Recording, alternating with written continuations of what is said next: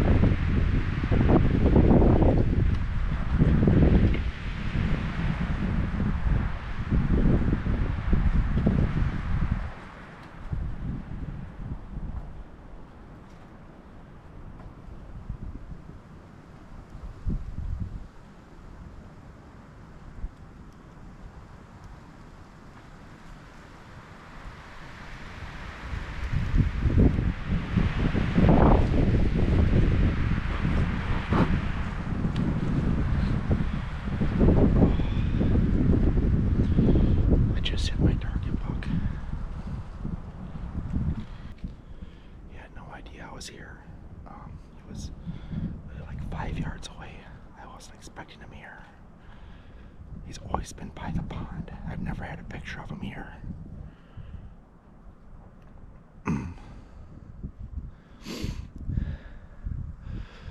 I'm gonna give it a while and then I'll get down and check for blood.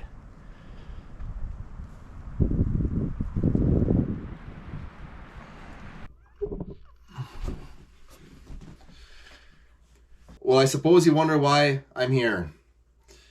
Well, let me give you a little backstory. Up to this point, I had hunted, it was going on day 4 of 4 days in a row from sunup to sundown hunting. On this particular day, I knew it was going to be really cold and super windy, and the wind was coming out of the north. And I had just recently put this stand up probably 2 weeks ago. I've never sat there because I never had a picture of him on camera at all. And I wanted to kind of sit out of the wind if I was going to be sitting most of the day. So I chose this stand because it's more in the pines, and I was hoping the pines were going to block my the wind, actually. And it did very well. But no, I was sitting there that morning, quite a bit of activity, a couple smaller bucks, chasing does. And it was about 8:30. I heard something kind of behind me, and I couldn't quite see what it was. Then I seen a little bit of movement, but I could only see the back half of the deer. And as it got closer, there's a runway that runs right underneath my tree stand, and it actually got on that runway and came right underneath my tree stand. And I didn't realize that it was the buck I was after until it was literally, it broke the plane of the tree line, and it actually was right underneath my stand, probably like 5 yards. And then I looked down, and there he was, just kind of looking around. And so I turned the camera on real quick. Well, I was hoping he would come out in the clearing where I was videotaping. It was all set up nicely, like I said. But I just put the tree stand out a couple weeks ago, so I didn't have my camera angles quite set up, and I was just hoping for the best. Well, when he came under my tree stand, he kind of turned and was kind of going on the outskirts of the opening. And I wasn't too worried about the camera because I just wanted to get an arrow in him. So I wasn't going to move a whole bunch and move the camera around and having a chance of him busting me. So I just turned the camera on, and he went out about 30 yards, and he gave me a quartering away shot, and I took it. And as soon as I seen the arrow hit him, I did not feel good about it. I seen the arrow was back towards the guts. So once I shot, he took off. I waited about a half hour. I got out. I wanted to look at the arrow. I looked at the arrow, and sure enough, guts. I could follow blood pretty well, but I knew in this situation, if I had any doubt about the shot, I was just going to call a person with a dog and have a dog help me recover him. So I got out of the woods. It was 9 o'clock in the morning. I got on the phone with someone. At that time, the people that recover deer with dogs are super busy, so they're like really backed up. So I called, got an appointment. They were going to come out the next morning, and it had snowed overnight, probably a good inch. And he showed up the next morning with the dog at about 11 o'clock. That snow had melted, and we got on the track right away.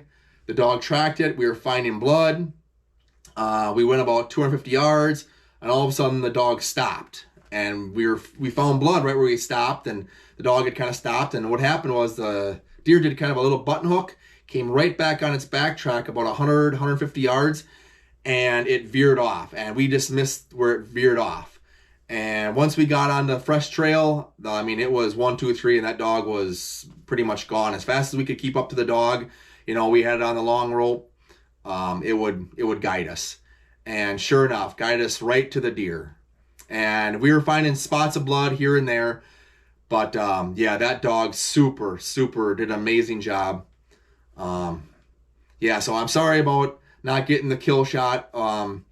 And I didn't videotape the dog or anything like that because I didn't want to get my hopes up and all that kind of stuff. So I guess here I am after the fact, just trying to fill you in on everything what happened after the shot.